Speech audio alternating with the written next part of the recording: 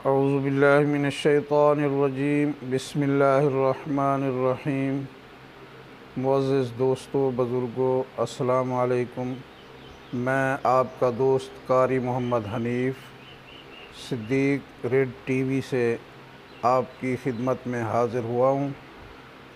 दोस्तों बुज़ुर्गों, मैं आपके सामने अल्लाह तबारक व तआला के कुरान मजीद से अल्लाह का फ़रमान और हदीस मुबारका से अल्लाह के रसूल का फ़रमान नमाज के मुताल्लिक़ आपके सामने पेश करने लगा हूँ कि अल्लाह तबारक व तआला ने नमाज के लिए क्या हुक्म दिया और अल्लाह के हबीब सल्लल्लाहु ताला अलैहि वसल्लम ने नमाज के मुताल्लिक़ क्या फ़रमाया।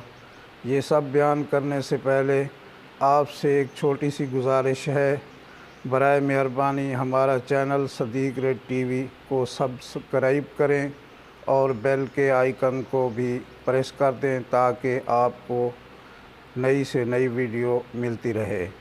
दोस्तों और बुज़ुर्गों, कुरान और हदीस में अल्लाह तबारक व तआला ने नमाज के पढ़ने के बेशुमार फ़ज़ाइल और ना पढ़ने की सख्त सज़ाएँ बताई हैं। चुनाचे पारा 28 सूरत मुनाफ़िकीन की आयत नंबर 9 में इरशाद रब्बानी है, या अय्युहल्लज़ीना आमनू ला तुल्हिकुम अमवालुकुम वला औलादुकुम अन ज़िक्रिल्लाहि व मन यफ़अल ज़ालिका फ़उलाइका हुमुल ख़ासिरून।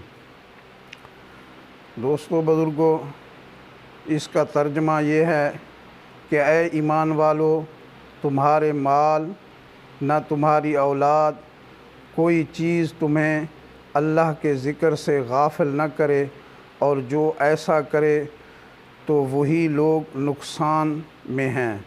हज़रत सैयदना इमाम मोहम्मद बिन अहमद ज़हबी अलैह रहमतुल्लाहि ताला अलैह नकल करते हैं, मुफस्सिरीन कराम रहमहुमुल्लाह ताला फ़रमाते हैं कि इस आयत मुबारका में अल्लाह ताला के ज़िक्र से 5 नमाज़ें मुराद हैं।